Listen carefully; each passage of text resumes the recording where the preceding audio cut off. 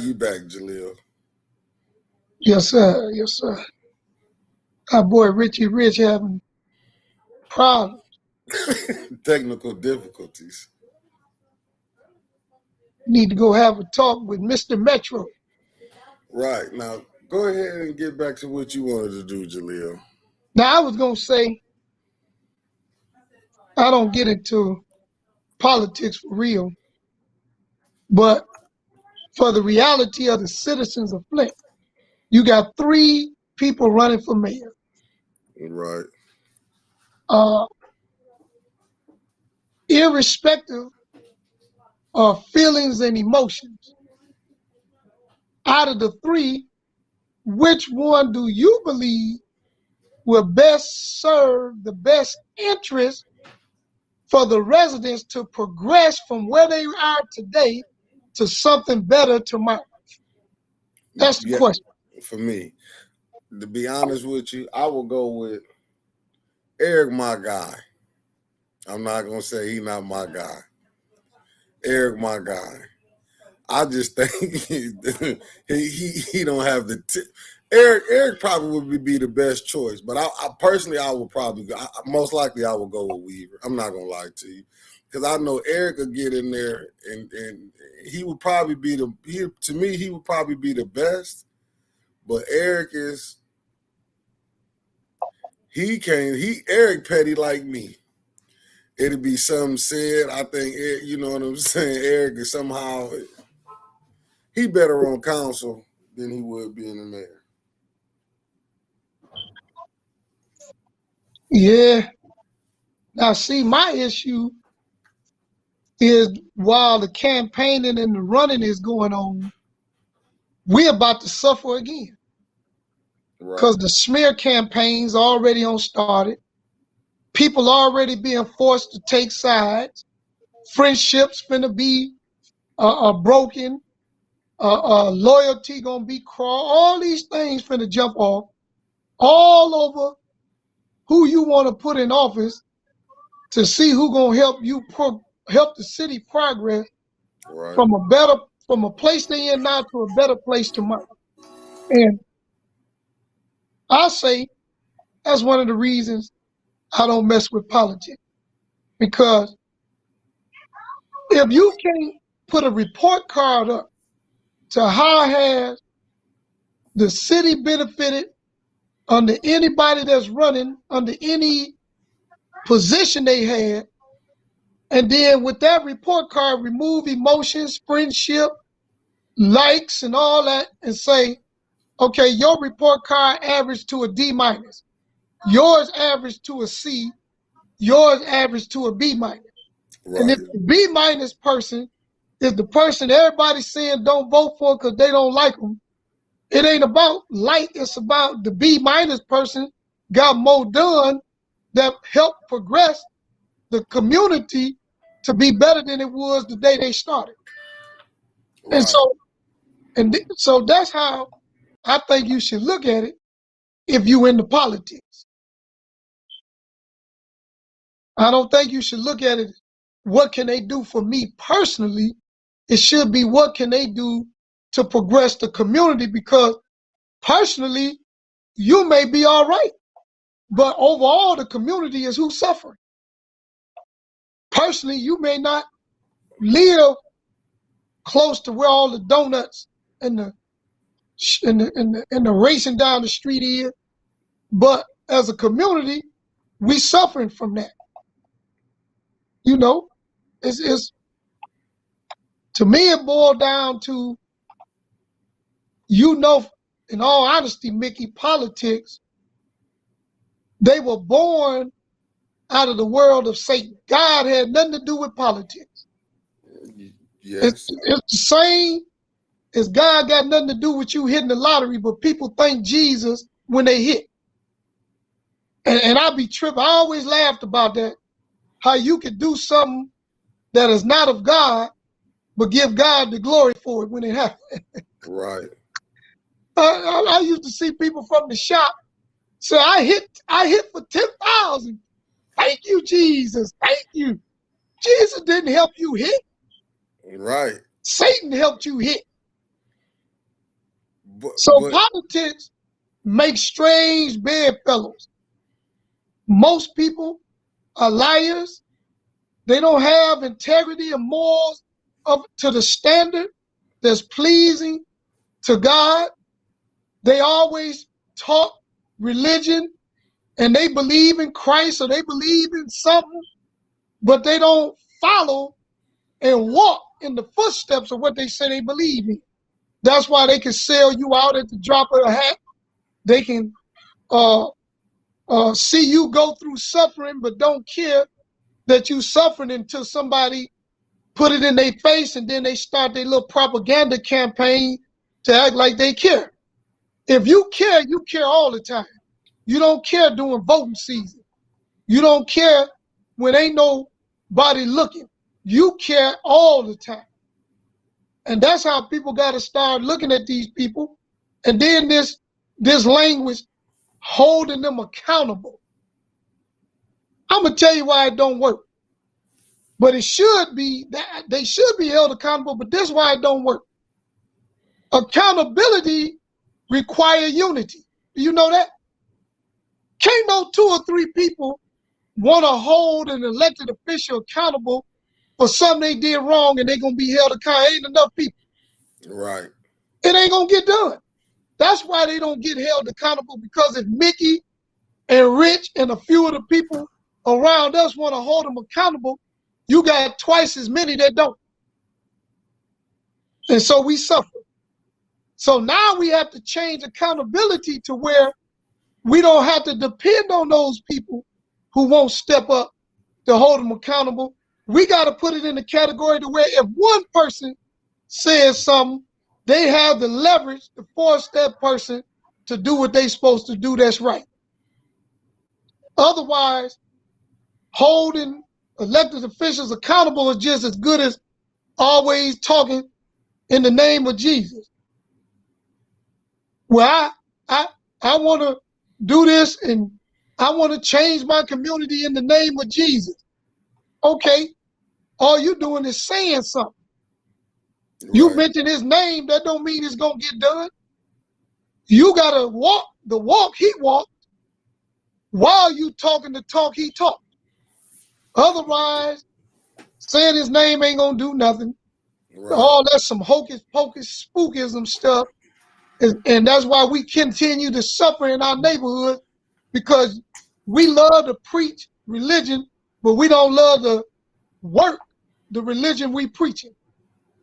Force times distance equals work.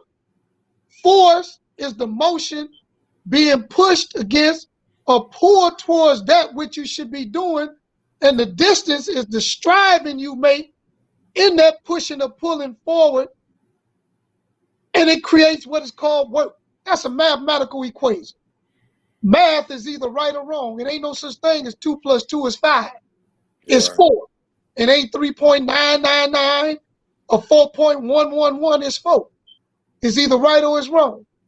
So if we get out of trying to deal with things with emotions, subjective views, and opinions so much, and deal more with math and science of a matter, then we'll have more balance in our structure dealing with political figures. Everything has a positive and a negative, but we seem to strive more on the negative with no positive being put into it, so we suffer. So I know good people, there's some good people started in politics to do good, but when they got in and seen how evil politics was, it either changed them for the worse, or they either got out and quit. But I ain't met nobody who joined and stayed in and it didn't have an effect on them that took them away from what they was when they started. See, that's the question I want to ask you. That's my thing. I'm looking at, if you really going to help the people, fires, why is you not giving contracts out to the people who live in Flint? Well, I'm going to tell you why. I'm listening. The last man who tried to look out for black people in a political seat got 28 years in the federal prison. And he just got released. His name is Kwame Kilpatrick. He was giving black contractors jobs through the city, and they said that that was a violation of the law, along with other things. But he wasn't doing nothing no different than what the white political structure do.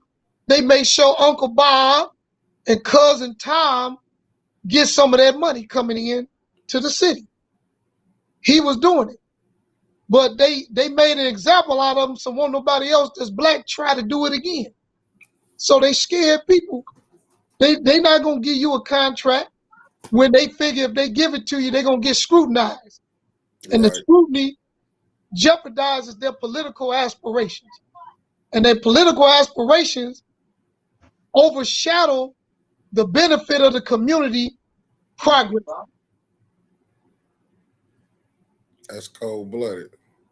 Cold-blooded, ain't it?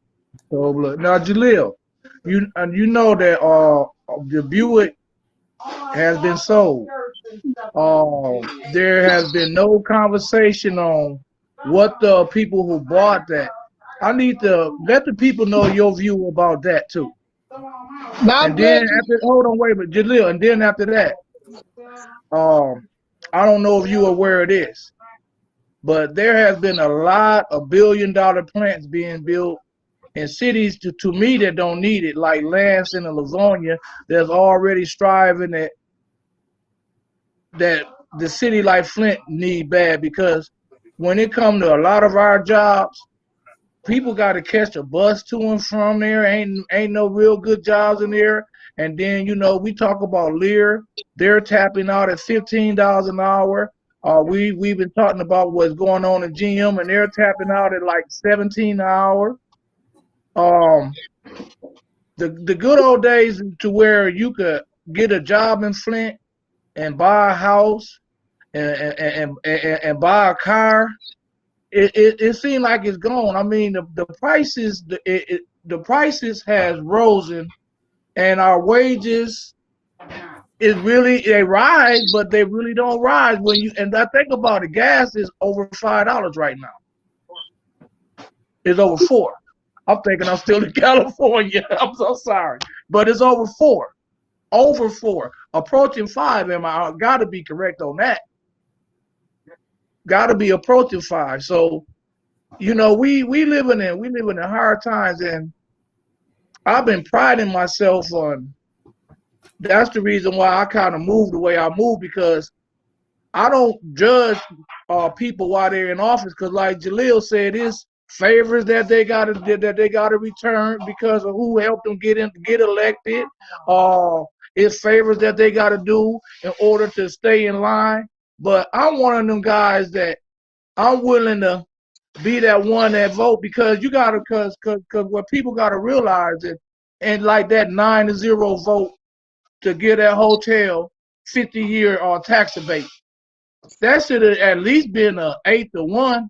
I would have been there. I would have been an 8-1. And if anywhere I'll be at, if I ain't feeling it, if the people like Jalil and them that I talk to every day ain't feeling it, then hey, I'll just be the one on the limb that'll vote against it. That everybody will be going up against me, talking about me when the 2-year term is up. He ain't go along with the crowd. So really, to be honest, I'm trying to build a new table now, because of just exactly what Jalil been saying. It's the old way around. Look where it got us. Look where we are.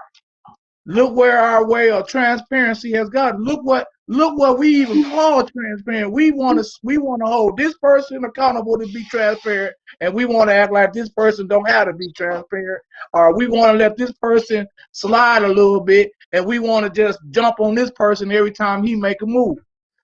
It got to be fair. And then, like Jalil say, it can't be just two people called. And what we got to do, Jalil, like I explained in the church, we got to find some kind of way to reach these people that ain't coming to us. Because Jalil, you try mighty hard, and I commend you, I support you, and I praise you, I salute you. Anything good when it comes to what you do, I'll give it to you. No matter what differences we have, I don't care when it comes to what you stand for and how you stand and how you run long, because I've been around a whole lot of people. When it's popular, everybody all into it. But when the camera go away, and I'm talking about a lot of stuff in Flint.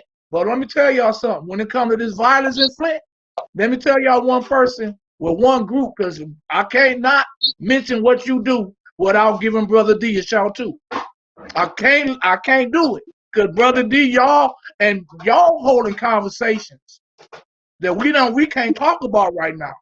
But y'all are holding conversations that 99.9% of Flint ain't willing to hold, no matter what position they are, elected official, if they are a cop, if they are a sheriff, if it don't matter. Y'all are holding conversations. And when it comes to people like us, definitely in the class by y'all, maybe a class of 5 or 6.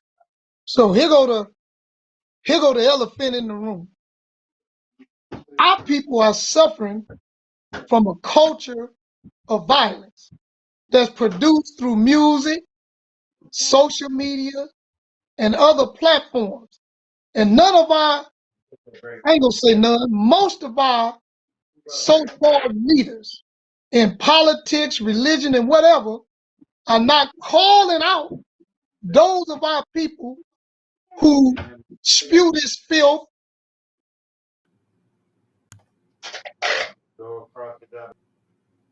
culture of violence, which is taught and breeds into existence many other behaviors you see in our community with our young people. Now, our people is the only people. Now, let the people that's watching the show, let them know this, Mickey. Black people the only people who got music where white Jews will pay them millions of dollars to disrespect our black woman, disrespect the black man, disrespect our culture, disrespect our way of life, and they will put it on the radio and blast it. But if you say anything disrespectful about a white Jew or anybody they consider to be a value person, they will what they call cancel you out. But they don't cancel out saying it's wrong to make music glorifying shooting each other down, having ops that you want to kill. That's a video game, they learn how to use the word ops. They ain't never been in no military.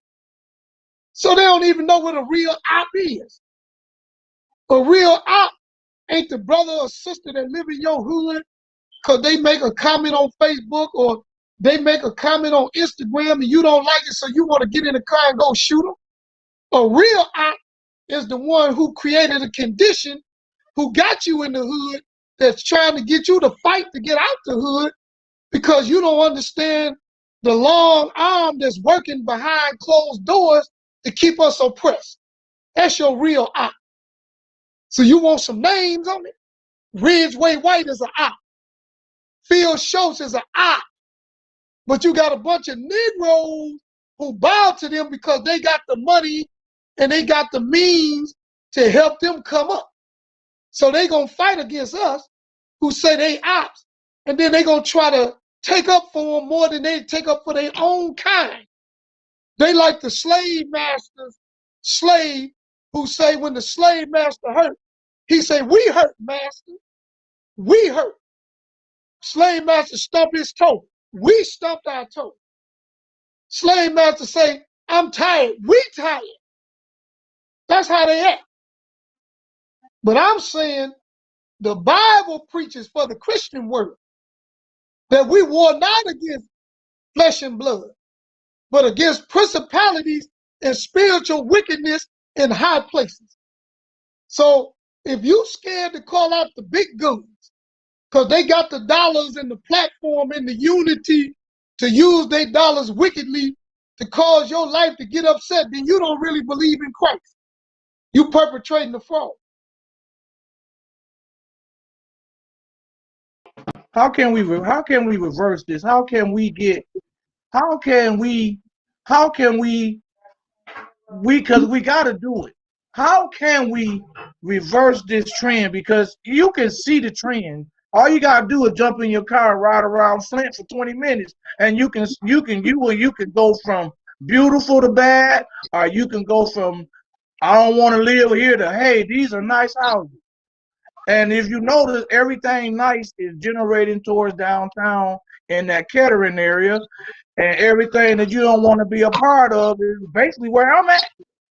But you And know I how mean, like, we can start what with? can we do? We can start by producing more people that's like Sister Satara. People who gonna say it like it is, mean what they say, and do what they gotta do. If we can't produce more people like that, we just gonna be fighting a long battle. That's why I mess with the sister, because I really don't like people that always agree with me. Because I can't learn nothing from people that agree with me all the time. I need some resistance so that I can build and learn and grow.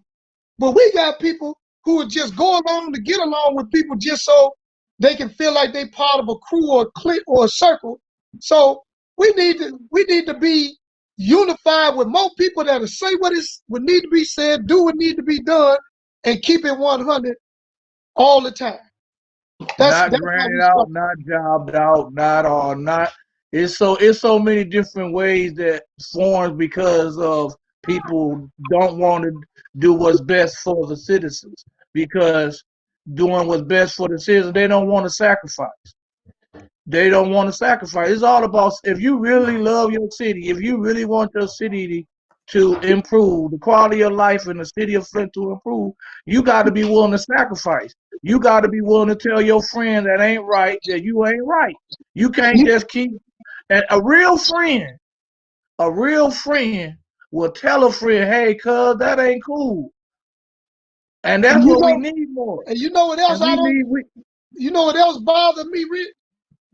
That people who don't actually live in the city of Flint is stronger and more passionate fighting for Flint than people that live here. That bothers the heck out of me. Are fighting So against Flint. the God, Whatever you like do, she lived next door to me in the 9th Ward. Yeah. The way she be fighting.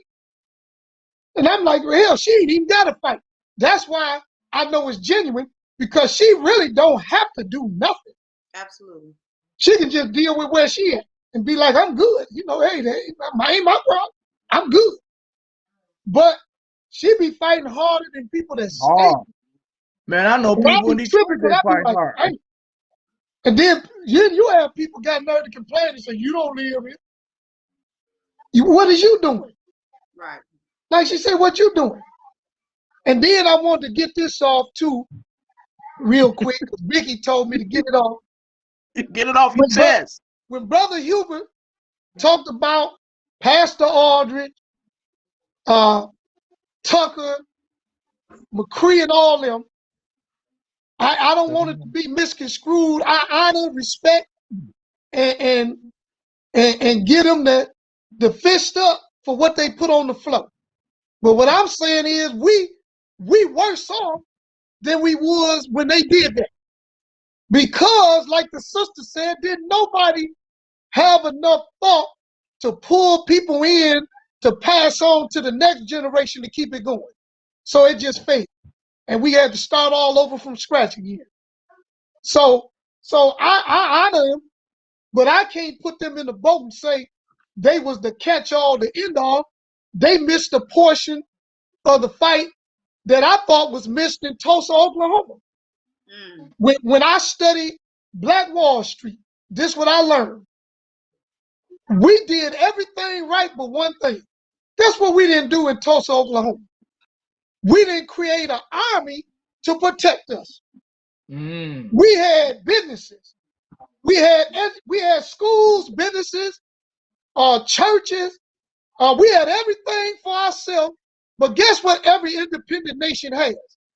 A military to protect them from foreign agents, outside forces that want to destroy their independence. We didn't have it. We just running around lily and happy and doing our thing, and here they come burn us down, destroyed us. I think that's a good thing that you notice that, and you can identify that, because history has shown, and we know that from that, and even studying that it worked, but it needs to be tweaked. And that's one of the things that need to be tweaked. So we could do it again, but now we could do it bigger and better and blacker, right? And with an army. So this time when we do it, we say, look, Black Panthers, put together your crew. People cross the barrier, hostile, we deal with them. You're not going to come tear us down. We're going to protect ourselves. Yeah. I noticed that about every Black Wall Street we had, because we had one in Memphis, one in Chicago, one in Tulsa, one in Rosemont. We had a Rosewood, we had it. But what we didn't have in none of them was a protective barrier to protect our interests against foreign agents that would come in to destroy. And if you notice, every last one of them was destroyed by white people coming in to either burn us down, shoot us down, or bomb us from the air. I don't think people know that the only people ever bombed on American soil was Black people in 1985 in Philadelphia by white people. They went up in a plane and they dropped a bomb on a city block and set the whole block on fire to try to get rid of the Africa movement. Mm-hmm. Yeah. Called Move. They were called Move. Yeah. So, and they all went by the last name Africa. It was called the Move organization. And that's still to this day, nobody on American soil has ever had a bomb dropped on them from the sky except for us. Amen. And if we learn to say, okay, Amen. Sister Satara buying up the farmland, Brother Rich creating the businesses, then I got to put together the military then. That's my role. Yeah. I got to protect what Sister Satara doing and protect what Brother Rich doing. I got to put together the army. Yeah. For some reason, our people seem to be afraid to talk about that like it's wrong. Mm-hmm. You can't have no army. Y'all look threatening if you got an army. Y'all look radical if you got an army. No, we look protective. Don't America got 4 branches of a military? They got 4 branches. They just added the Space Force. Oh, well, that's 5. Shoot. 5 branches. And what's the purpose of it? They don't want no foreign countries who they beefing with to come in and destroy their what they call capital enterprise and free nation, right? So they protecting their interests. That's right. What's wrong with us protecting ours from any foreign agent who would do us harm? We ain't putting together the army to come out and kill you and do wrong to you. We putting together the army to protect our people from people who want to destroy our progress and what we're trying to do to be better and more independent. That's it. Yeah. And believe it or not, Black people fight us more than white folks. We talk about it. But we don't need, all we need is Jesus. We don't need no army. Okay. How has Jesus helped us in 85 when they bombed the city block? Where was Jesus when they went and snatched Emmett Till out of his house and put a rope around his neck and tied it to a brick and threw him in the Tallahatchie River after they shot him in the head with a 45? So Jesus is good for our own spiritual enlightenment and walk, but when it comes to protecting human beings, this fleshly body, God, I read where it said God uses man to check man. And then in another verse in Isaiah, God uses man to deal with the affairs of men. So that means if you get sick and somebody shoot you, you don't pray to Jesus to heal your wound. You go to the hospital where God gave somebody the ability to take the bullet out of you and sew you up. And if you need blood, they hook you up to this IV machine and pump blood into you to reestablish your blood flow. Mm-hmm. So we got to quit thinking spooky and crazy. I don't have no problem with people that believe in Jesus can do everything. My issue come when you think you ain't got to do nothing because he gonna do everything. Yeah. That'll be my issue. Well, that's the thing though, right? People twist it and turn it to make it right for them, right? So all of that. So with that being said, just like they say in the Bible, it says faith without works is dead, right? So we can believe it and we can have faith in it all we want to. But if we not moving our feet, what's the point in it? And that's what you came on late. That's what we was talking about, accountability. We said the reason you don't see accountability working is because it takes a united front to hold elected officials accountable. Yeah. It can't just be you, Rich, me, Mickey, and a couple of people, and we say let's hold them. It ain't enough. That's right.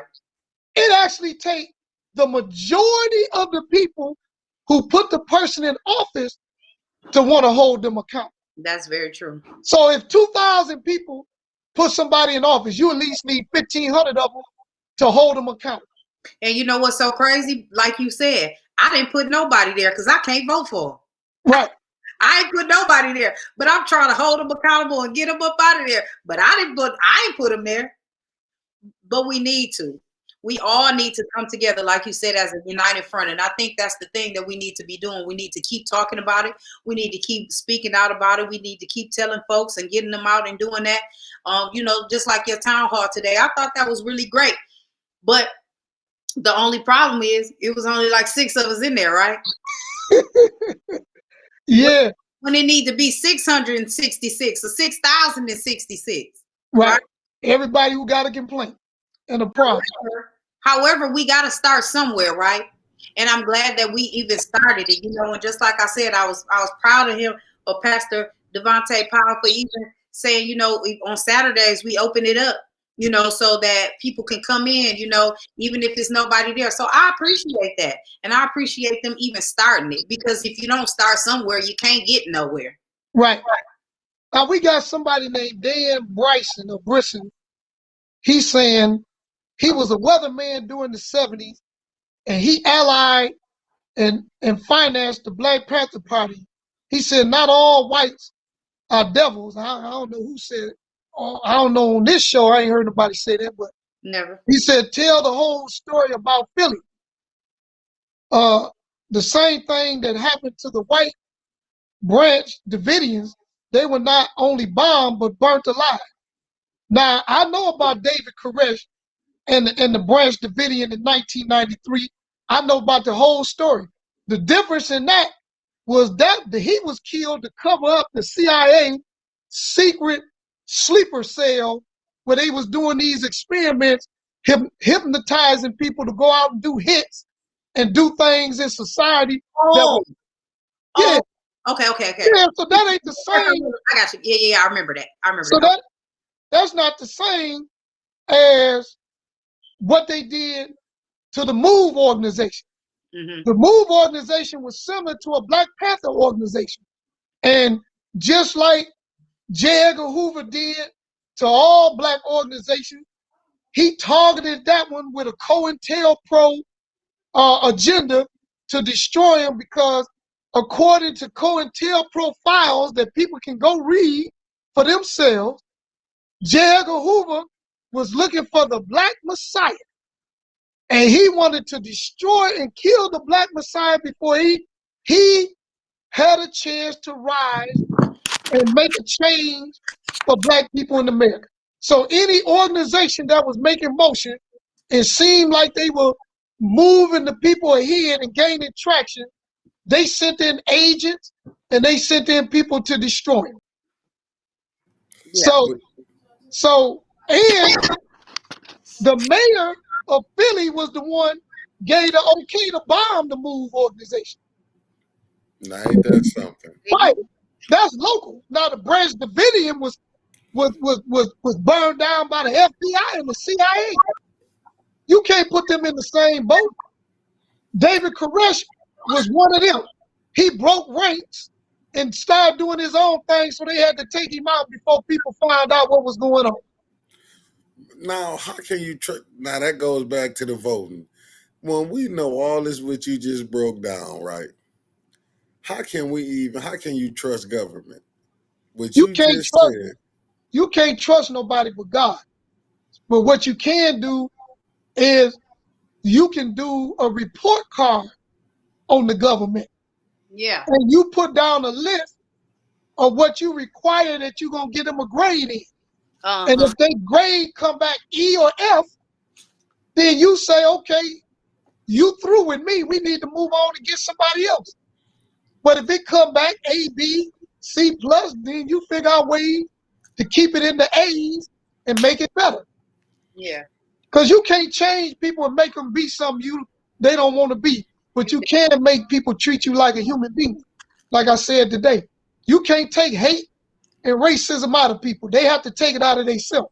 But you can force a racist and a person who hate to treat you like a human being. But that's sad, like how you were just saying today. Because I'm gonna tell you, I had two. Like I said, my problem I had today at the church, and that was beautiful with y'all through. Two of them was we have people acting like they don't understand like racism. Right. I don't get that. I don't get how they can't see racism. What's going on? Like how you telling them we just want to be treated as a human being, and we have our own people who because they're treated just as bad as you said as a white person. Because I don't care how many police you bring in there, it could be black. When they come in, they're gonna treat us just like savages. Right.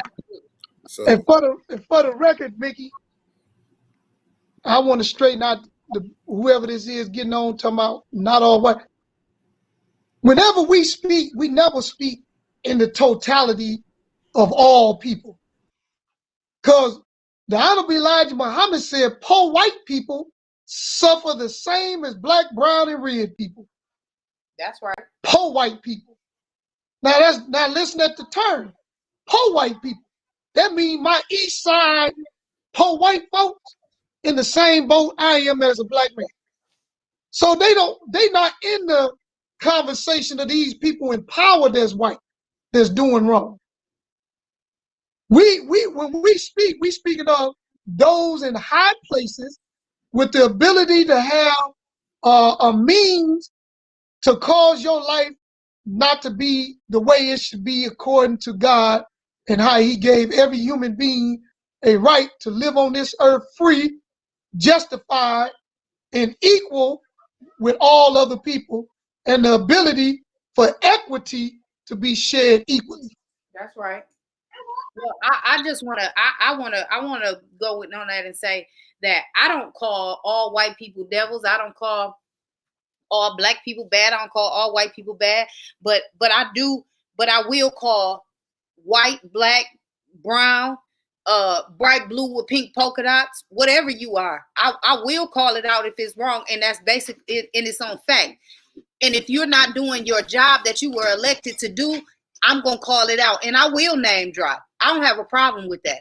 Some people do, but I'm not one of those people.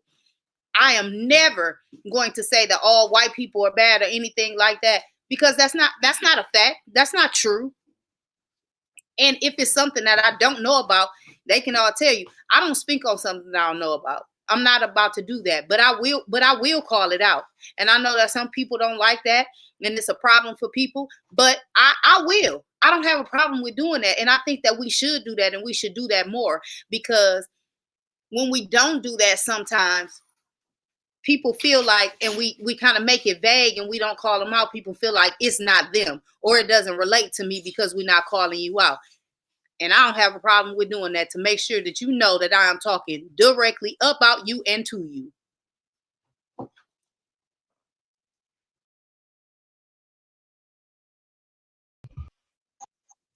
That's how it should be. That's a fact. See, That's a fact. those of us who are foremost in what we do, we have a bigger responsibility than those that are not foremost. That's right. Rising above emotions into the thinking of God is one of the things that will keep us on the straight and narrow and keep our eyes focused on the real true prize. Right. The real prize that we're focused on is the community, the residents, and those who don't have the ability to help themselves. So we're trying to help them. And those who have the ability, we're trying to give them more weapons to be able to make their life better. Right. And if we're not doing this, then I don't know why we messing with it. We playing with these people's lives, and we all acting like we involved, but we really not, because it's going to be a punishment for that. Mm-hmm. These young people are different than young people when I was young. Right. They don't respect you just because you hold a title. Right. You say you're a pastor, a minister, that don't mean nothing. You got to show them what you're talking about. They don't want to hear nothing. So we got to get it. So how I'm looking at now, because I notice holding people accountable by just a few people haven't been changing what the people in power been doing. I had said earlier before you got on, Sister Satara, that now I'm at the point that I used to always tell Sister Satara all that she know. I used to say, we can't put our people out there on front. We're going to have to talk to them on the side in private, because if we put them on front, the enemy going to use it. Well, I'm seeing now that the people who doing what they doing in the open. That's right.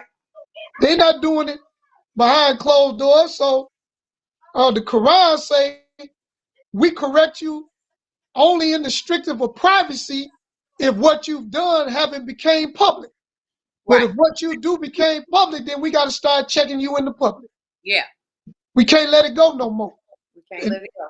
And that's really the beginning of accountability, because we only checking you in the public to get the public on board to have enough people to hold you accountable.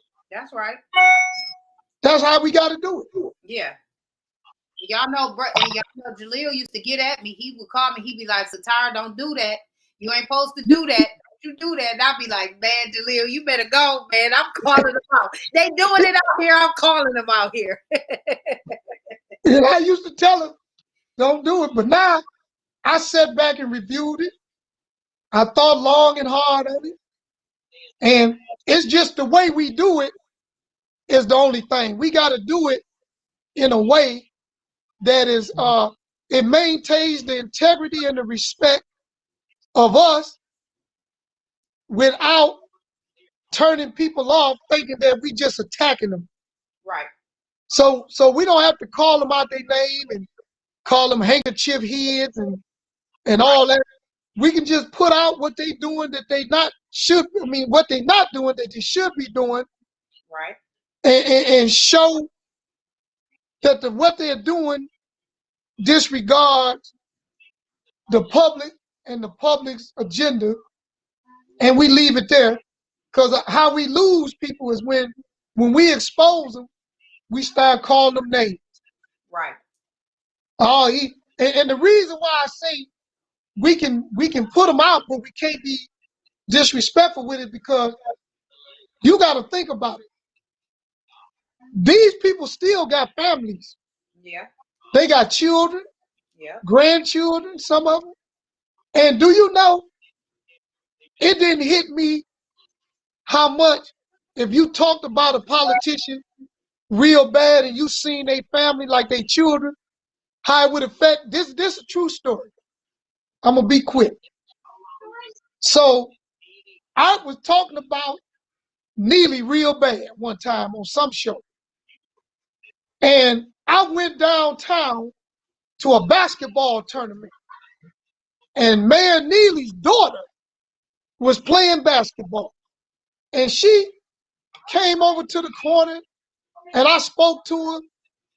And she made a statement about how people be talking about her father. And I said, dang, she an innocent bystander. She ain't got nothing to do with none of this stuff other than she just happened to be the daughter of somebody that's innocent.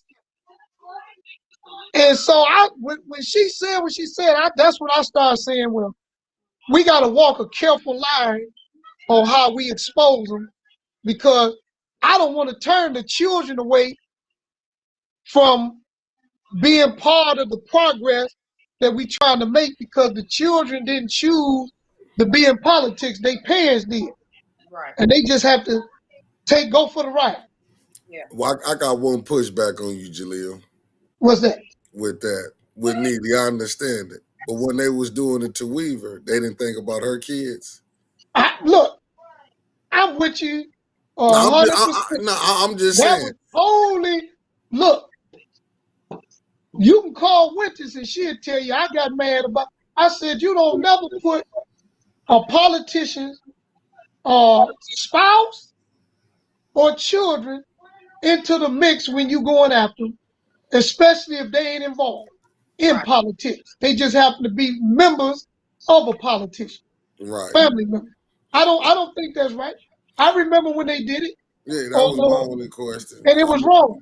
Yeah, It was 100% wrong. That's what I'm saying, because I look at it, and then when I hear, like, I understand, don't get me wrong, because I voted for Mayor Weaver before I had moved right out of Flint.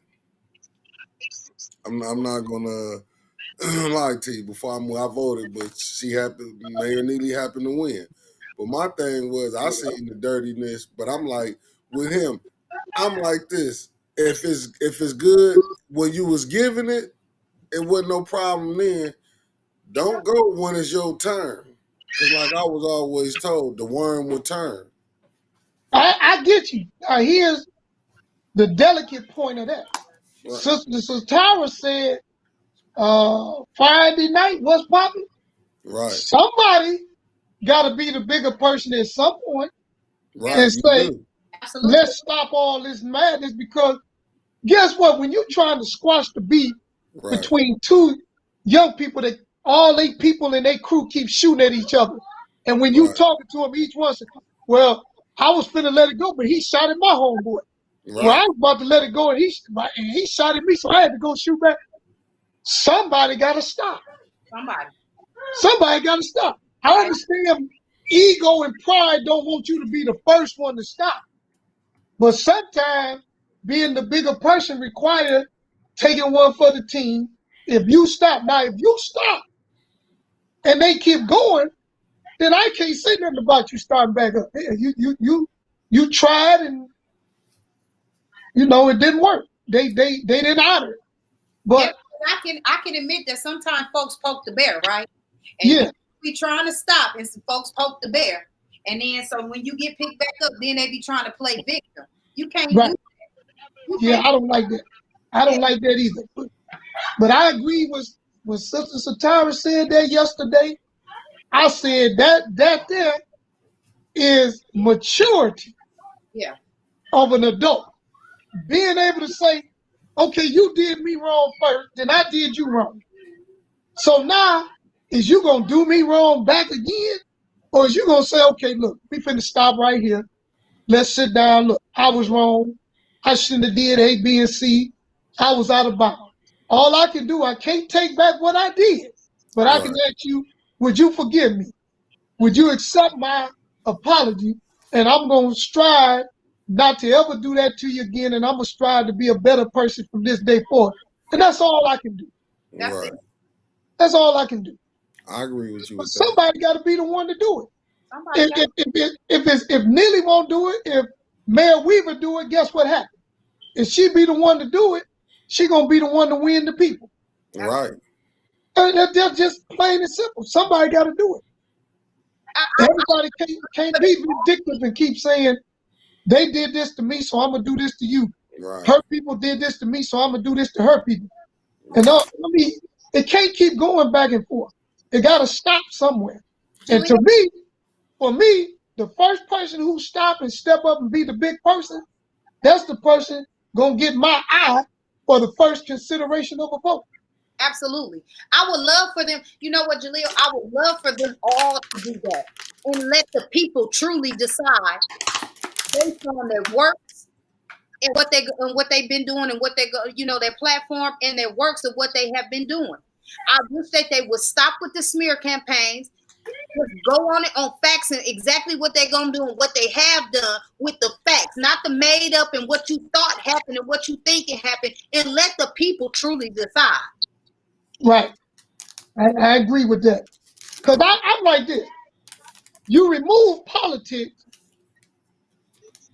Former Mayor Karen Weaver is a human being. Right. Of course, she got flaws. The mayor now, Neely, is a human being. Of course, he got flaws. Right. They're human beings with flaws. You remove the politics. They're human beings with flaws. You put the politics back. Now they're human beings with flaws that are over people who count on them to help make their condition better. What grade do you give them based on their interaction to help progress the quality of life of the citizens of Flint? Right. I've been around for both of them. So if I'm going to take a report card and I'm going to line up what is the most important things to help the city, and I give them a grade. Mayor Neely up to the point he had now, former Mayor Weaver up to the point where she lost. For me, it would go like this.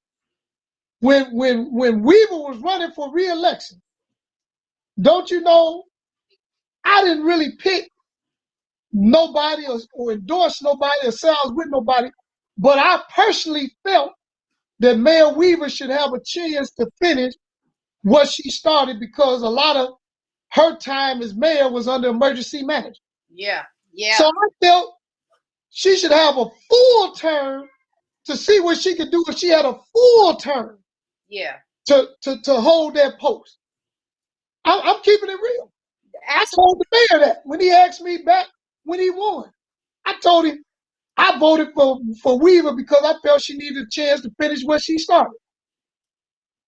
Because you can't really grade her full time as mayor on only having her full power for a limited time, and most of her power was under the emergency manager the other time. So that was my thing.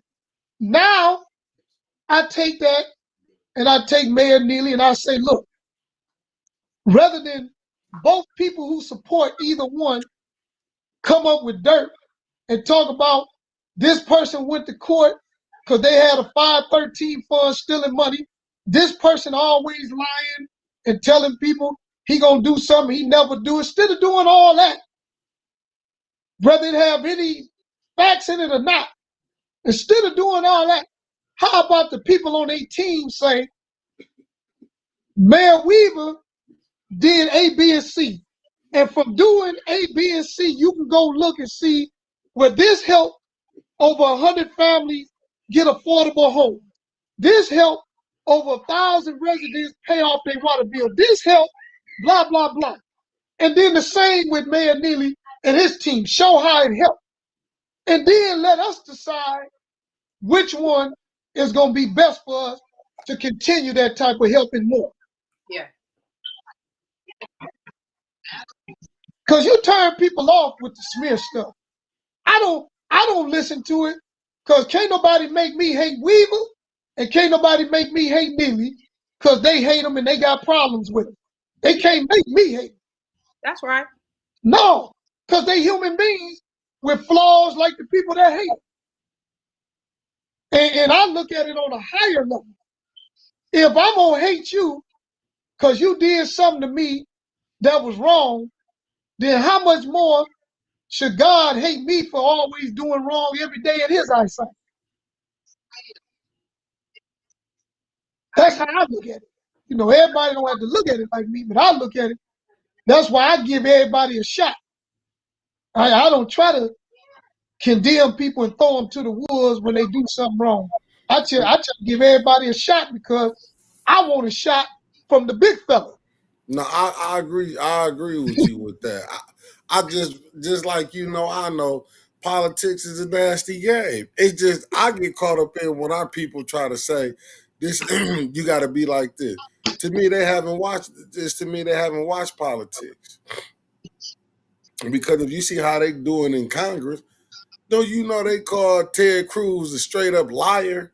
The Yeah. Democrats said when they did, and our council people be folding up, and these people can start wars.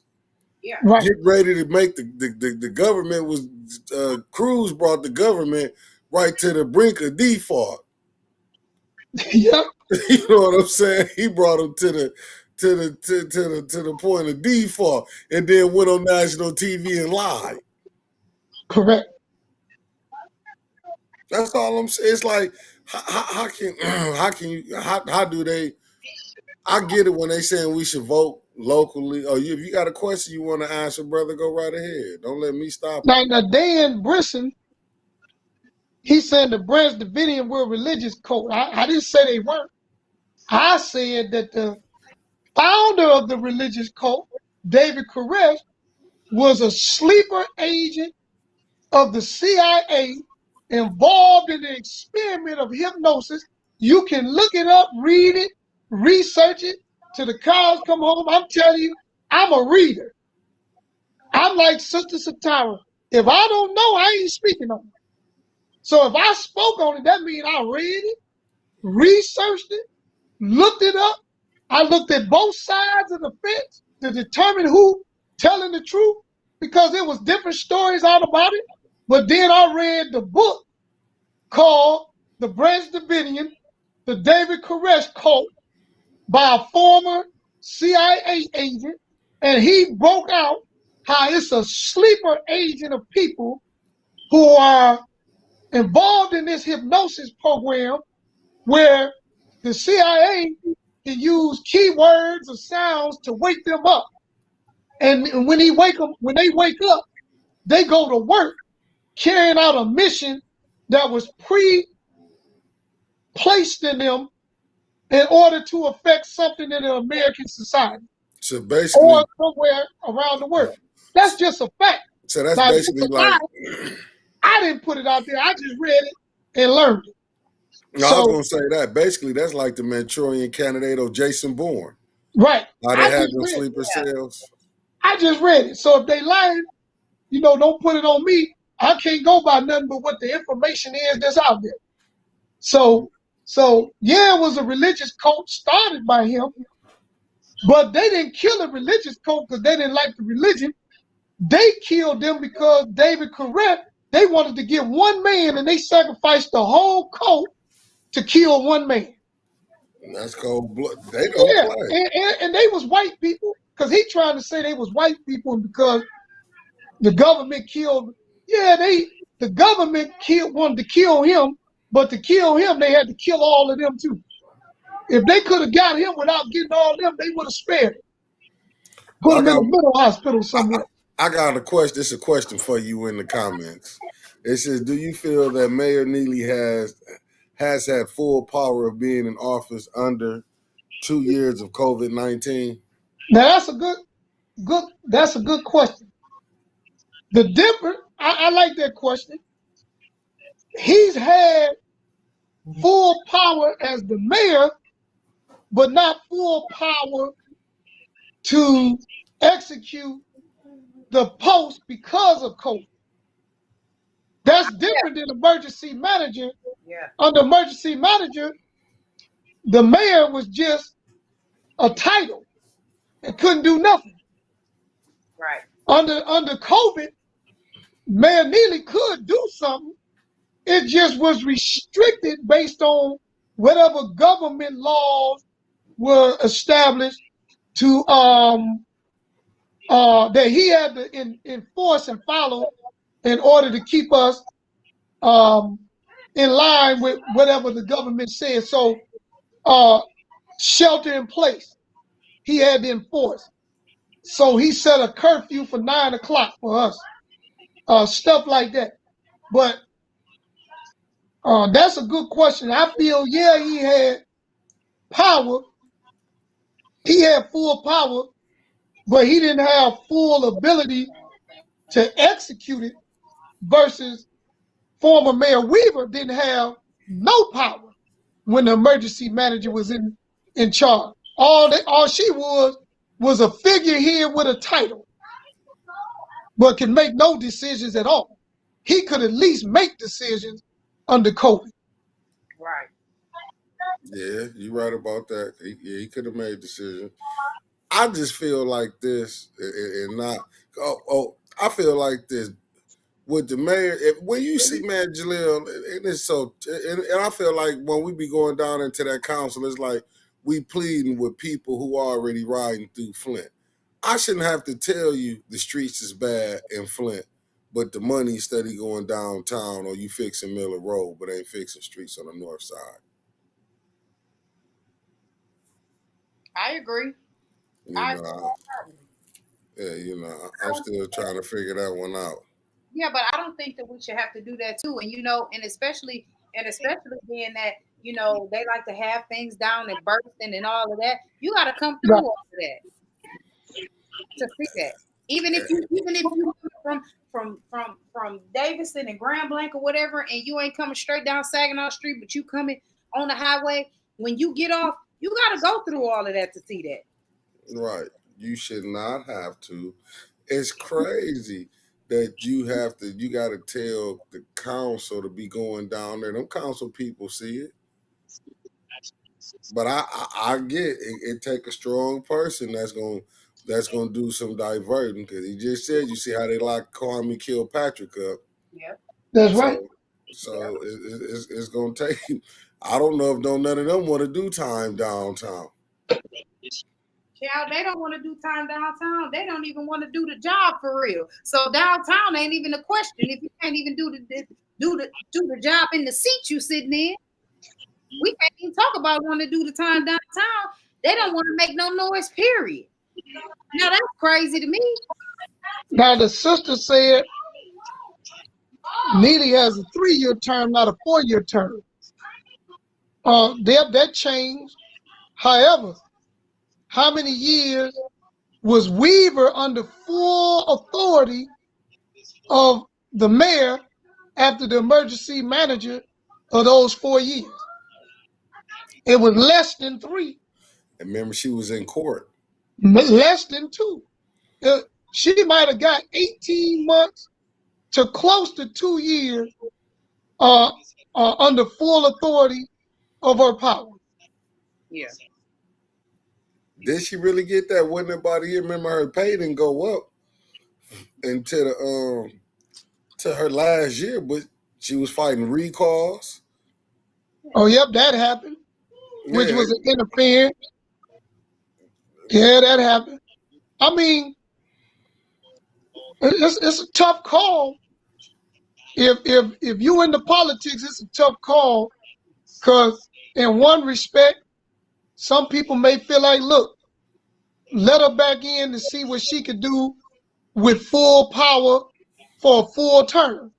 And then in some respects, people like, well, a little bit of time, she had her full power. I had some problems, so I'm going to go back with the one we already know what he's doing, and we're going to stick with him. I don't know how it's going to tell you the truth. This is the first time in politics, I can't tell you who I think will win between him and her. I couldn't even tell you. I think this time I believe she would beat him for this reason right here. This is the only reason. Neely just ain't pissed off black people. Well, that's true. He pissed off the ones that helped them get that 200 a head. You know what I'm saying? See, but I got a thing like sister. I think I heard Sister Satara say this last night to Councilwoman Burns. I don't want to be voting for somebody just because I don't like somebody else. That's and right. Ain't nobody put forth an agenda that's showing me you really for the people. That's right. That's a waste of your vote. Sure is. Well, I don't like Neely because he lied. He didn't do what he said he was gonna do. So I'm gonna put her in. But then when she get in, you go, well, I knew I shouldn't have voted. People saying she stole money, she did that. And we put in, she doing the same stuff again, blah, blah, blah. So, you can't vote like that. That's right. But You just can't vote like that. I mean, you can vote the way you want to, but if you want to make your vote count, you need to use your vote in a way that you see progress for the quality of life of the community coming from whoever you're going to vote for. I can give, the reason I don't give my personal view on politicians and my political view in the same, because people will put them together and think they mean the same thing. That's right. And so I just won't say it out loud. But if somebody asks me in person, you think, hey man, how you feel about me? How you feel? I tell them the truth. I just can't put it like that because people, if you say, I give you an example. If Sister Satara said to me, you know, personally, I don't have no problem with Neely. He all right with me. But politically, I don't like what he be doing, the decisions he make. And then somebody go up and say, oh, so you like Neely now, huh? You a Neely fan. She didn't say that. That's Right. She didn't say that. I have not. No, but I understand people can't separate them, so I don't even get involved in that. I just try to keep it on the one side, dealing with the politics.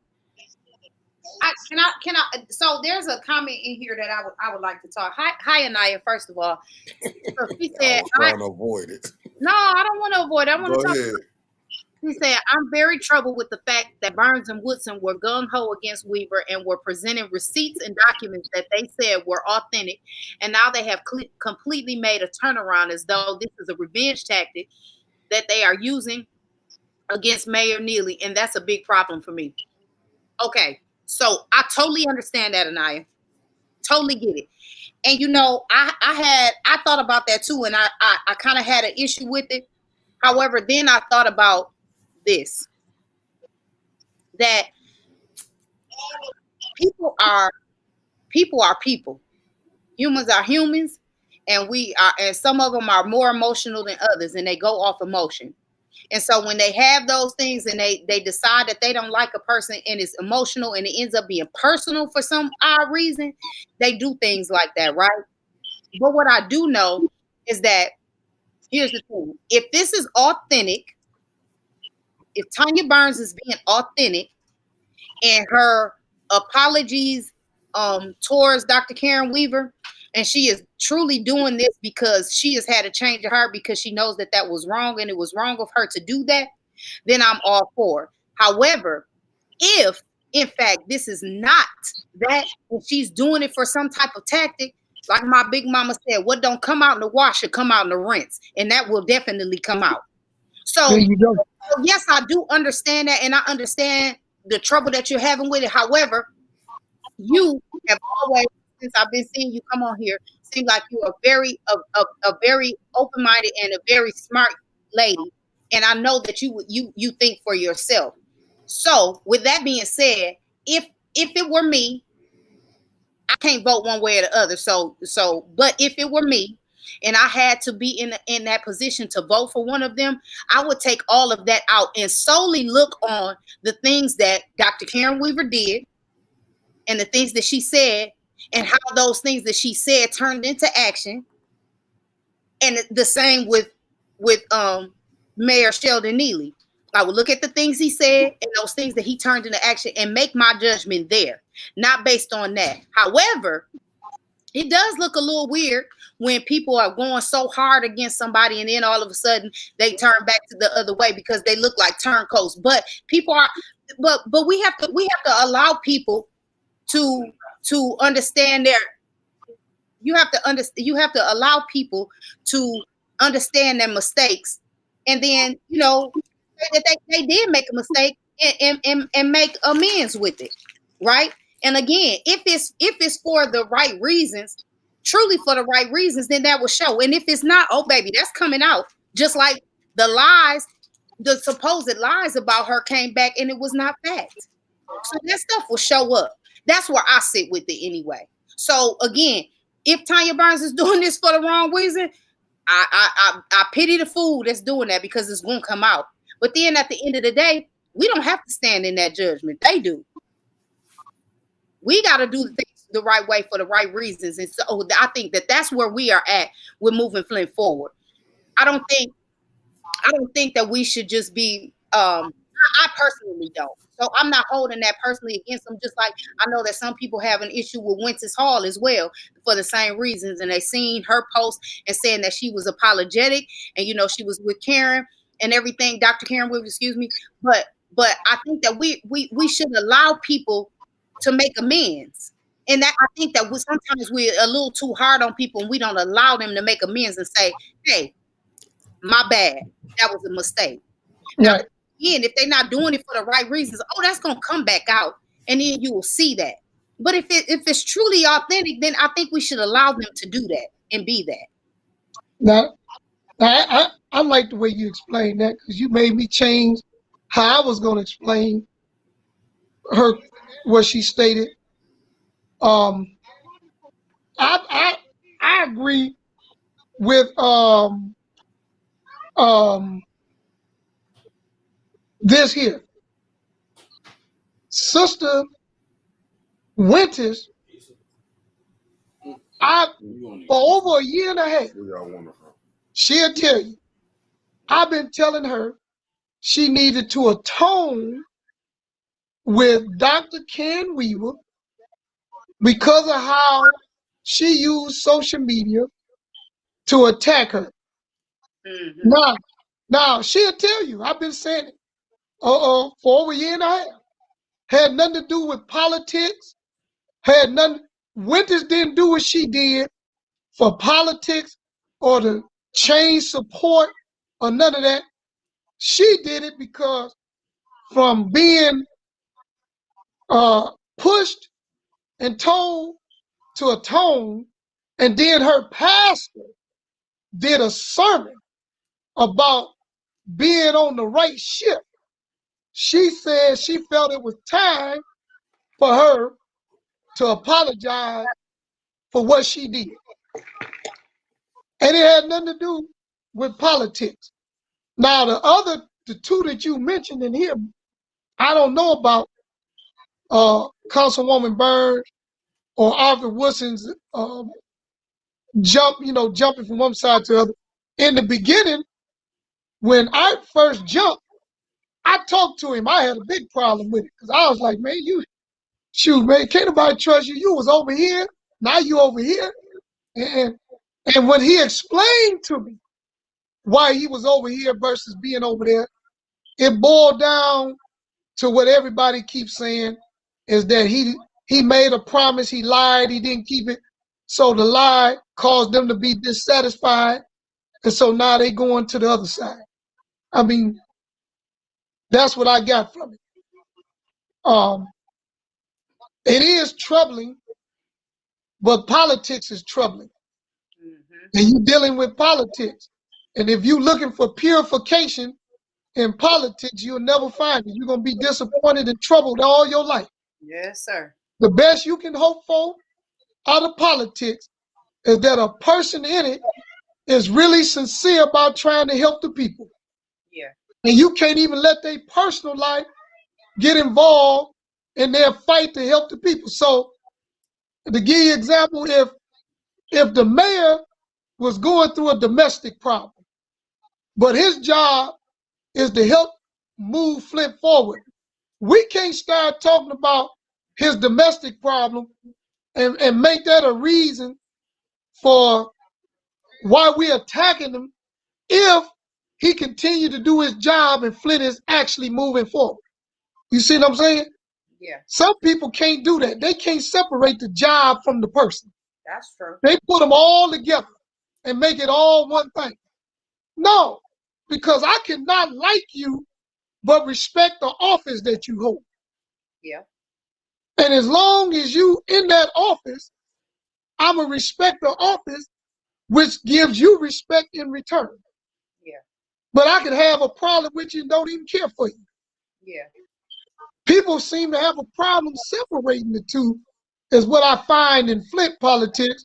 I got to like you, you got to be cool, or it's all or nothing. Basically, all or nothing. If I can't like you and be cool with you, forget you, period. Yeah. And that's why we so divided. We don't have unity. This little old city got more churches, more organizations, more fraternities and sororities than big old Detroit and the whole state of Texas. As big as Texas, the biggest state in the whole country. And we got more going on than these people.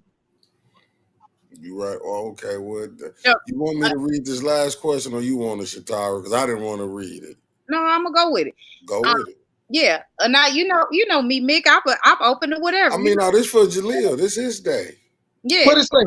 Sorry, I truly don't think that they made a mistake and that they meant every word that they stated, and that's why I have a problem. That's my. I didn't say they made a mistake. That's what Satara was. So Wait. Let's say that I said if they did. I said if they did, I think that we should allow them to make amends and say that they were wrong. However, if it's not for the right reasons, it is going to come out. But can I mean, you can have a personal opinion on, like, if I said my opinion is, I think that out of revenge, they both doing what they doing because they felt slighted and dissatisfied by being lied to. That would be my opinion, but it wouldn't be factual without actually knowing that that's the reason. That's why you have to use the word if. That's why she's saying if. Yeah, because I wanted to say this not to cut you off. I was going to say, what if? Because I'm like what she said, you can't switch sides. What if you seen something you didn't like, what he was doing? Maybe your politics, maybe they saying his politics was different from theirs as they was in, and they was like, I don't want to be a part of this no more. Well, look at this, Mickey. I'm gonna do something I don't normally do. Come on with it. So she'll understand what I'm trying to say. Now, this for the record, and this 100% honesty and transparency to the fullest, what I'm finna say. I told privately Art Woodson, Winters Hall, Florinda Hall, and DeWine Robinson these words. To me, Mayor Neely and former Mayor Dr. Karen Weaver are the same heads on the coin. The only difference for me personally, now listen at the term, personally, the only difference for me is Mayor Neely has been more open and forthcoming towards me to be involved in affairs that would help me help people in the community. Versus when she was mayor, I didn't have that relationship. And that's the only difference personally. Politically, I don't see a difference in neither one of them, good or bad. I don't see a difference. And I don't told people that. And I'm just telling the real. I don't see a difference. That's why I say it's up to you who you vote for. I'm not going to tell a person who to vote for. I don't see a difference. Politics is politics to me. If you do something good, you do good. If you do something bad, you do something bad. Our job is to make them, when they do bad, be accountable and make them go back to doing good. I think genuinely, Dr. Weaver has a genuine heart to want to help. I think genuinely, Mayor Neely has a genuine heart to want to help. I think, in my opinion, when they go in to help, they be over their head and they find out the real powers force them into things that they don't want to do, and they come out the wash looking like it never was in the wash, and then that's when we start making our opinions and judgments on what they doing. I can understand that. I done seen that because that's like with Obama. Remember how good he came in? He was a clean person. Soon as he got in there and when he became president, he got dirtied up. Like I still can't understand how we let him slide for drinking that water. I ain't let him slide. I didn't let him slide. No, I didn't let his ass slide. Me neither. Oh, okay. But it's a bunch of us that did. I didn't let him slide, but I'm gonna tell you this. unfortunately, I still got love and high regard for Obama, Oh yes, I but do too. unfortunately, it's not the same as it was since Trump had become president. Yeah. What people don't understand is this one thing Trump taught you if you into government and political science. He taught you that Obama had more power than he expressed while he was in office. Yeah, I Whenever agree. Trump didn't like what people was doing, he executive ordered it. He said, Mm-hmm. okay, I want to put a bill on the floor to put a wall up at the border. It didn't pass. He said, okay, hell with y'all. Executive order. Go build my wall. I want to do this. Send it to the House. The House don't pass it. It get filibustered by the Senate. Okay. Executive order. And guess what they got to do? They go into court to try to stop him from abusing executive order power because he overriding everything they wouldn't pass. He said the hell with it. So that made me feel like, Point of order. yeah, Point of order. yeah, Same damn thing. That's all I wanted to say. yeah. So that made me feel like Obama could have wrote an executive order to give us reparations. To hell with Congress and the Senate. If they didn't want to pass it, do like Trump did. Executive order, make them take you to court to overturn it. That's all I'm saying. When Trump started doing what he was doing, I started looking at the presidency different from Trump. I was like, yeah, so you mean to tell me you can say to hell with the whole process and executive order everything? That ain't the only thing he questioned them, even the intelligence services. When the CIA came back and told him this, he said, I got my own people over there looking too. How many times have you seen a president buck against the CIA and the FBI?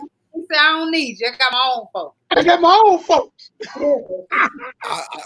He let me know. Man, listen, Obama, you still my man, but man, Trump exposed you. Hey. You had that juice and you didn't use it. And we probably will never get that juice in my lifetime again. Hey, Trump came in, just like you said, we need to, with his own damn army. Man, with his own crew. Well, he did.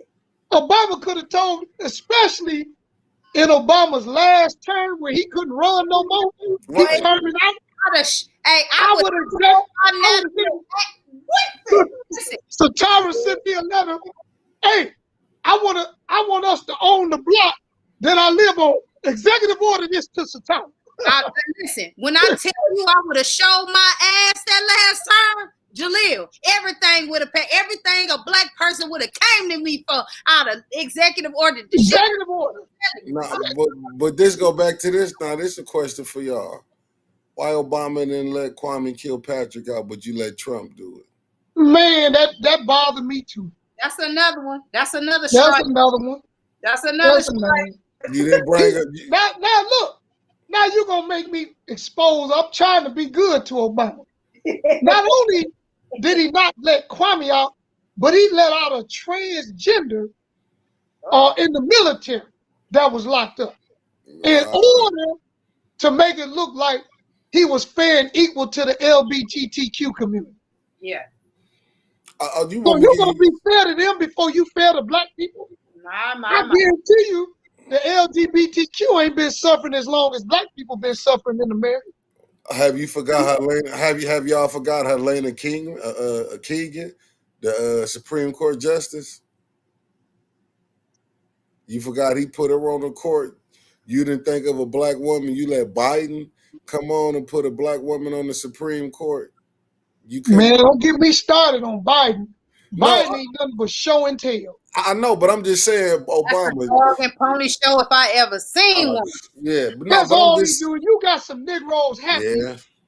You got Negroes happy because he put a token Negro on the Supreme Court she black in skin but not black in mentality. Man. That's all I wanted to hear.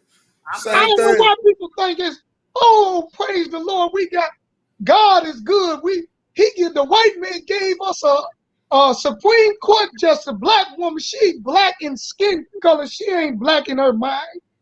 That's why she got a white man for a husband. Because the black man was good enough for her. You better say something to these folks, sir. You forgot about Kamala Harris? Good enough for her. You forgot about Kamala Harris? Nobody forgot about her neither. She the same. Okay. She didn't turn black until she learned that being black was gonna help her win the vice presidency nomination. Susan Rice. Before she started using the word black, go look at when she was the district attorney in California. She said she was from India. She was a native from India. She was how did she put it? I'm an Eastern Indian. That's what I seen on the documents. Now, Jalil, I talked about this before, and it wasn't on my show this before I started the show, but I talked about that because people had a problem with me saying that I had a problem with her. And that is the reason. And let me tell you something else. Listen, I might get some backlash for this too, for the LGBTQ community. And I have a problem with the black people of the LGBTQ community coming to me talking about I'm not supporting them. It's not that. It's not that I'm not supporting you, but let me tell you this. I know you black before I know your sexuality. There you go. There you go. Problem. So do they see you gonna fight for your sexuality harder than you gonna fight for your skin color? Because I wouldn't know you a lesbian unless you tell me. Right. So when they profiling people driving down the highway and they see that dark pigmentation through the window, is they pulling you over because you lesbian, gay, transgender, or bisexual, or they pulling you over because they seen that pigmentation? That's what I'm saying, Jalil. And that's my thing. And I get tired of having that argument. I'm like, listen, I'm not trying to argue with you about that. All I'm saying is you black first. And that's what I see. And if you can't fight for you being your color and your skin color, then how you want me to fight for you to have your sexuality, but you won't fight with me about us both being black? Now make that make sense. So this what your answer should be next time. If you want me to fight for you, why come we can't get y'all to fight and tell them to give us a black bill against hate crime? You gonna give the Asians COVID-19 hit and some stupid white folks go shoot up some Asian shops and they gonna say, let's make a hate bill against Asians to protect them. All because they was being blamed for COVID coming from China. Yeah. But black folk been getting blamed for everything under the sun for over 400 years, and we can't even get we recognize our wrong bill, less known a hate bill. Yeah. All we gonna get is a nominate. We gonna get an appointment to the Supreme Court and a vice president who went from being Eastern Indian to black all of a sudden. So I mean, they could dismiss me with that. Yeah. What's her voting record? That'll show me her color. What's her voting record? Here's the problem I had with Kamala Harris, whether she black, white, Indian, or whatever she want to call herself. You put my people in prison in record numbers. You broke a record. You broke a record in California. You like the banners at the Los Angeles Lakers. They got 20-some banners hanging up for championships. Yeah. You the heavyweight champion of locking people up. That's right, Jalil. And you want me to be all right that I'm gonna put somebody in office that sent a bunch of my people to jail? No. And then here come black folks. If they wouldn't have did wrong, they wouldn't have got locked up. So if I steal a pizza and she give me 20 years, that's cool with you, huh? Right. I got 20 years for a $10 pizza. That's cool, huh? No, that ain't cool. No, it's not. Let the punishment fit the crime. I steal a $10 pizza. Give me 60 days or 6 months in the county jail with 2 years probation, community service or something. Don't send me to the joint. They can diss me. I went and read a record because I seen all the arguments. I read all the arguments when people talked about her record. They wouldn't have been doing wrong. Okay, yeah, they did wrong. But she didn't have to push for those sentences that she was given. they called truth and sentencing law was set up for prosecutors to give fair sentencing to black and brown people who would catch the same crime. White people would get a different sentence. Right. But she was giving us the man. Look, I don't want Sister Satara to go read it because she probably get mad and throw something at Kamala if she seen it. If you go read this case about this black man who recently got the governor, I think it was right after Biden won, the governor in California pardoned him. Gavin, wasn't it? She said, man, go read his story. She sent me to the joint for like 50 years on a lie. Like the brother that got beat up from Walmart on a lie. And then this the killing part, Sister Satara. Let me tell you, Lord, I can't wait to tell you this. Tell me. She knew it was a lie and admitted that she had information that would prove that he didn't do it, and she passed it on and didn't do nothing about it. Wow. Lord, don't dismiss me with her. Cut it out. Did you see Cut it out with her. With her, can't nobody come to me because I'm coming with receipts and facts. I ain't talking on emotion like this. I'm telling you this happened. It's recorded. It's documented. And the man just got out. And she lied about it. And she lied. She knew she had discoverable evidence that proved he didn't do it. And she sat on it. No, you don't. Well, you probably don't watch Roland Martin. I kind of watch everybody podcast. When Roland Martin, because remember on the campaign trail, she lied about it and didn't want to say nothing. And Roland was like, she could have just spoke and said what she did. Man, so they could dismiss me with a person like that because that's evil. Do you know you mess up a person's life and put them in prison for a long time knowing they didn't do something? That's the low downest, trifling person in the world. Why do our people support these type of people though, man? Because they be sold a bill of goods that don't do nothing for them. So Kamala came to Flint, walked into a couple of businesses, spoke to a couple of Negroes, and they felt happy. Oh, an important person stood by me. An important person came to my place of business. That don't mean nothing. It sure does not. Because I wouldn't let her stand next to me. If she wanted to see me right now, I'd tell her to call my secretary and set up an appointment. You ain't no bigger than me. Sure ain't. I'd make her wait, or I would like to have a visit with the minister. See the sister and set up an appointment. I see what I'm available. I ain't gonna be jumping. Oh, that's the paper. Okay, I'm not doing that. Especially after I seen what you did to this brother, and you still ain't publicly apologized. You ain't said nothing about you made a mistake. You was wrong. Nothing. Yeah. Nothing. That man's life flew. He can't get them years back. No, at all. They gone forever. He can't get them back. But you could have saved him from that when you had the authority to do it and you didn't. Somebody else gonna pick it up after you gone, and then they gonna show it, and now they gonna exonerate and let him come home. That's all. My problem. And that's my problem. That's my problem with us. That's my problem with our people. We'll let that go by the wayside, you know. Because that's the thing with her. You chose to look past it. You chose to not do what's right. And then we put those type of people in office. See, we don't do our homework. We don't do what's right in order to put the right people in place.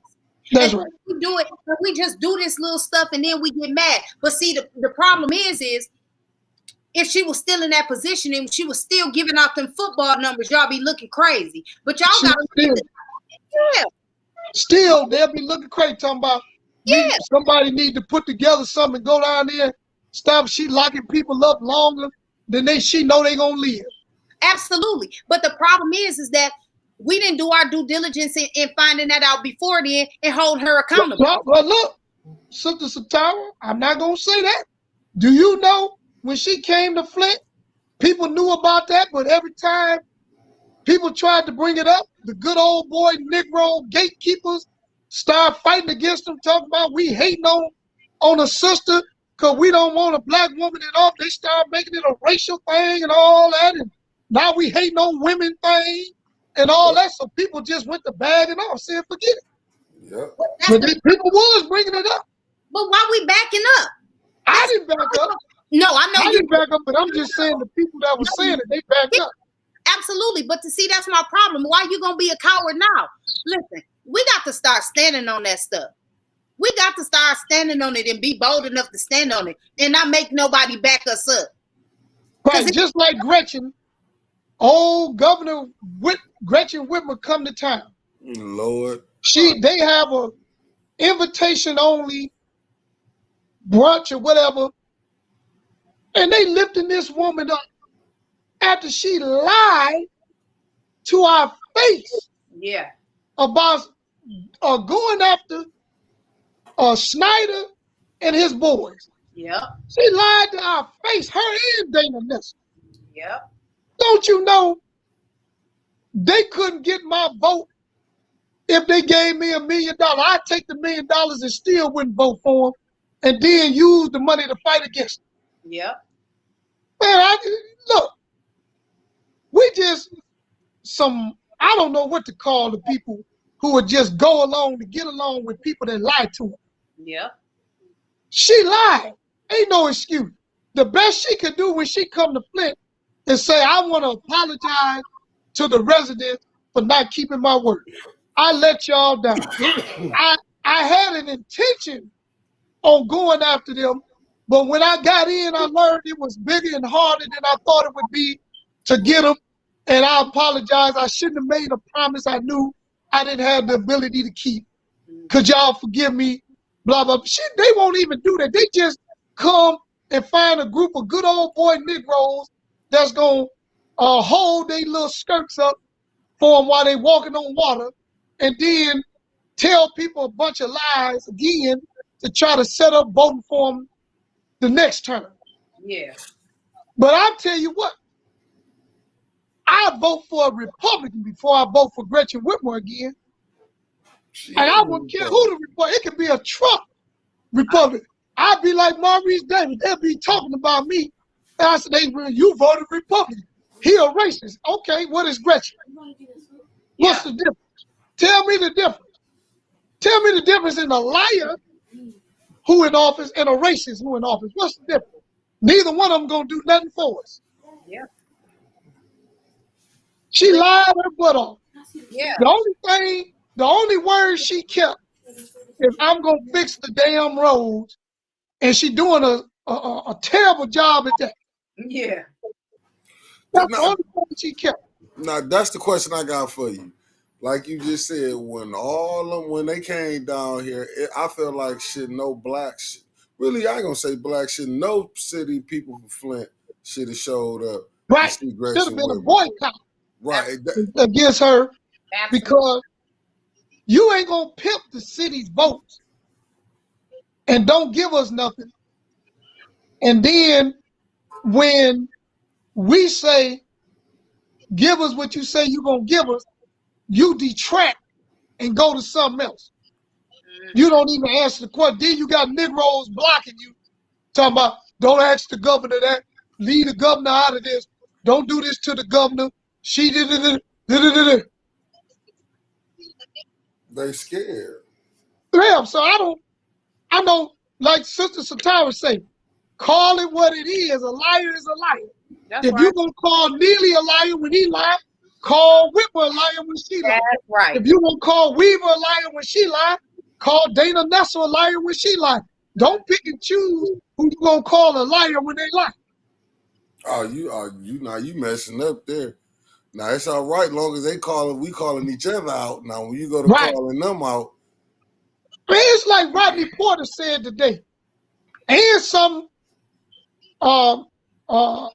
brother Robert said. These two things stuck with me. Brother Rodney Porter said that nobody talking about Snyder in all these positions of authority and leadership and trying to hold him accountable. Right. But they talking about Weaver and these. Yeah.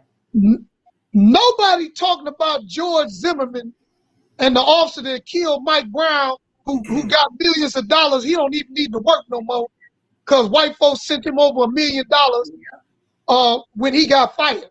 Yeah. So nobody's talking about this, but here it is. You want us to pick a side between two black people running against each other, but you won't go out there. You let a man that killed a young boy with some Skittles in his hand go on talk shows talking about he'll do it again, and then talking about he still carry a gun and he still feel the same. He done shot him again and all that, and ain't nobody did nothing to him. Nothing. Nothing. But you want to talk all this tough talk when it come to black on black. I mean, they ain't did nothing. They ain't even Will Smith smacked him. That's right. Stockholm syndrome. They love their oppressor to death. The one who did us wrong, we defend them and take up for them, and then go at each other like we ain't nothing. That's right. So I in behalf of what Rodney Porter said, I'm giving my word from here on out. If I get a public voice on the water crisis, I'm going in on Snyder and the bigwigs from here on out. I ain't mentioning these little people. I don't want to hear nothing about Weaver, Neely. They didn't do nothing. They did this. They did. I don't care. Snyder, Croft, and the boys is who we need to be focused on. I'm with you, Julia. I'm 100%, 1,000% with you. Cause Snyder, to me, he ain't gonna go to jail. He probably gonna get a fine that he spent pocket change out of every day out of his pocket. He'll be able to pay it before he walk out the courtroom. So my thing is, how can the residents of Flint hold him accountable now that the justice system not gonna do it? What is our play now to hold him accountable?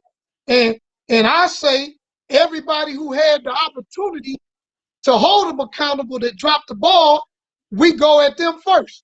There you go. We go at them first. Whitmer, you want to be governor again, you better get Snyder inside behind some bars. That's right. If he ain't behind bars, don't come to Flint. You don't got to vote here. Absolutely. Yeah, you don't get our vote. And this was funny. If Flint was as small or smaller than Saginaw, don't you know, they wouldn't care at all. They wouldn't even come visit Flint. They would not. They'd be like, for what? It ain't enough people in there to make a difference in voting. But we actually got enough people to make a difference. And that's the reason they come. And let's be clear. Not even only that, Jalil.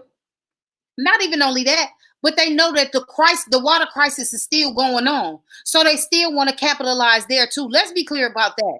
They not and they lying about the water crisis. That's right, they lying about it. And so I wouldn't be telling the truth when he tell you he be on Zooms with the EPA, the MDHHS, and all them, because he invited me to one and I went on there. Yeah. And when I was on there, the MDHHS guy was trying to run a smear over our eyes on the fact that they had found some bad water in what they call Zone 25,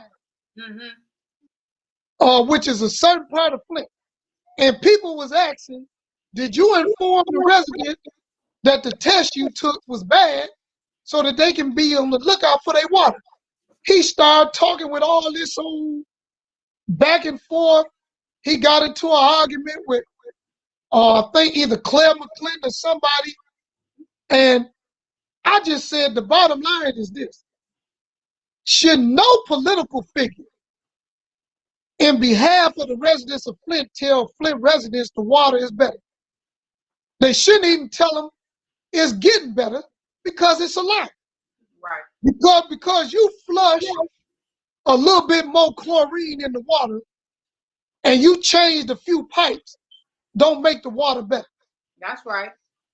The water's still bad. I'm still changing filters that look filthy as I don't know what. I'm still dealing with people that still breaking out, and I'm putting filters in their home to stop them from breaking out. So the water's still bad. The water is still bad. It's still bad. And they don't care because what they hoping is that we get so frustrated that we give up and leave Flint so that they can come in and take it over. The people who want it. And it's happening real slow. If you go into the north side of Flint, this is what I don't like. I'm on Saginaw Street by Carpenter Road. And it's like 4 white people just walking down the street, look like they don't have a care in the world. Yep. But then here comes some black folks down the street, and people drive by with their window down, hollering obscenities at them. And I'm like, but damn, you mean to tell me I live to see a day where it's safer for a white person to walk on the north side of Flint than a black person? Yeah. When I was growing up, white people couldn't even come down our street. Sure couldn't. Unless they were selling something or buying something or picking somebody up. They couldn't just be walking down the street. Nope, we didn't That's deal what with I each was other. growing up. You ain't the only But one. now, man, now they walk down the street without a care in the world. I can give it to you either side you want. If you want it on the north side, when I was with my mother, if I was on the south side, or if I was even out in the buck at my granny's, however you want it, I can tell you the racial, as far as the black and the white racial, it was like then there's some 99, and I say about 85. Now, I'm gonna go with 90% black. Right. Like you didn't see them. If you did see them, they was either police or, like you said, they was getting high. Right. Now, don't get me wrong. I don't want nobody who watching the program to say, well, Jalil said white people safe and they shouldn't be safe. I didn't say they shouldn't be safe.